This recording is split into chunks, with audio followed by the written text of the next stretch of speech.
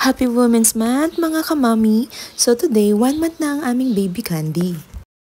Isishare ko sa inyo kung ano yung mga preparation ko sa kanyang backdrop. Yung ate niya kasi, every month, ako yung nagde-design ng kanyang backdrop. So yung ate niya, yung kanyang milestone ay mga vegetables. So, ang unang motif natin for today is ng mga kante sa New York. So, ito kasi yung unang lagi kong sinasabi pag tinatanong nila kung saan ako gustong pumunta. So, New York nga. So, unang-una, sinerch ko kung ano bang nakikita sa destination ng New York. So, ako din, wala akong idea. Kaya yan, search na lang tayo mga Mars. So, second nga, nag-search ako ng mga buildings at saka yung mga destination na pinupuntahan sa New York. Dahil ako mismo kasi, mga Mars, mga mommies, wala akong alam sa mga destination na yan. Gusto ko lang pumunta ng New York. So, habang nagsisearch ako ng mga buildings, naisip ko na rin yung ano ba yung pwede pang ilagay na detalye sa aking mga backdrop. So, dyan yung makikita yung mga case, bag, camera, or anumang kuti-kuti tap na pwede pang i-attach sa aking backdrop. Nakahingi na pala ako ng kahon dyan. So, yun yung gagamitin ko para tumigas yung pagtayo ng mga pictures na ipiprint ko mamaya. So, ayan nga, ang hirap nga kung mag-search ng mga bag na pwedeng ilagay sa mga pang baby. So habang nag-voice over ako, karga ko si baby. Ang hirap kasing ilapag siya, umiiyak siya. Baka siya na yung maririnig nyo sa kaka-voice over ko. So, ayan nga, habang natutulog si baby, kahapon ba yan? So, nagmamadali na ako mag-search sa mga letters ng New York at saka yung name ni Baby Candy. So, dapat kasi para-pareho yung mga letters niya and dapat iba-iba every milestone. So, para naman yung mga motif niya, hindi siya magkakagulo-gulo. So, nilagay ko muna siya sa Microsoft Word. Mamaya kasi mga mommies, dun ko pa lang siya ipiprint. At dun ko na rin mag-iisip kung paano kalaki o gaano kaliit ang aking ipiprint sa mga letters at sa mga pictures na yan. Madalas mga mommies, nahihirapan ako mag-search ng mga letters. Nung una kay Kiona, gumagawa lang ako ng mga DIY na letters na dapat kasi para-pareho yung designs. Dito kasi sa Google, ang hirap maghanap ng mga para-pareho yung designs. Konti lang at limited. So, talagang tinagal-tagal na yung mga oras na nag-search ako dyan at konti na lang magigising na si baby. At dyan, nakukumpleto na yung mga letters na kailangan sa New York and Candy. So, ang kailangan na lang niyang ipiprint na lang yan at magugupit. Yun yung pinakamahaba-habang proseso sa mga backdrop. So, hayan na nga, nahihanda ko na yung mga kailangan natin. So, hindi ko naman pala kailangan ng glue gun at glue stick. So, nahihanda ko na, it's okay. So, yung nagamit ko lang dyan, pandikit, scotch tape or yung packaging tape at gunting. So, naiprint ko na nga pala sila mga mamish. So, hindi ko nga alam paano ako magugupit ng maayos dyan dahil nga si baby tulog na tulog. It's around 6 p.m. in the evening. Hindi na nga maganda yung pagkakagupit ko dyan. Ang importante, makikita lang sila ng maayos kapag napicturan or na-videohan na yung ating backdrop.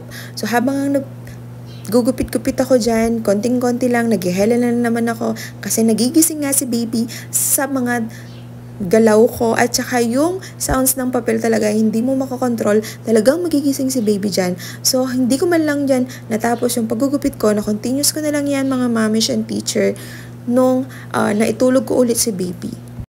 Nadoble na nga yung mga backdrop o yung mga picture na ina-print ko dyan kasi naisip ko baka kasi magamit sila, baka makonti or magkulang sa paningin ko yung backdrop na ating gagawin. Sakit na yung kamay ko dyan sa kakagupit kasi nga ang hirap talaga magpagmagupit at hindi talaga ako magaling sa paggugupit. Yan, na-try ko lang talaga yung best ko. So, ayan na nga. So, naisip ko nga kung tatapusin ko na at ilalagay ko na sa mga karton para maging matigas at tumayo kinabukasan kapag gagawin ko na yung backdrop. So, naisip ko, pagod na pagod ako the whole day. Ang sakit na ng likod ko, ang sakit na ng kamay ko, mga mamish and teacher. Parang hindi ko na kayang tapusin lahat to at idikit pa. So, ang ginawa ko na lang, ayan nga, tinapos-tapos ko na lang yung paggugupit for today's evening pero hindi na ako nakapagdikit dyan kasi oras na, sabi ko baka kailangan na ng katawan ko ang magpahinga muna kasi nga sobrang gabi na at magpapadede na naman ako ng ilang beses at tatayo mag-isa at maghuhugas ng mga bote pagdating ng gabi kasi ako lang lahat mga mami. So ayan na nga, 4 AM nagising na ako kaya lang si baby hindi pa gising.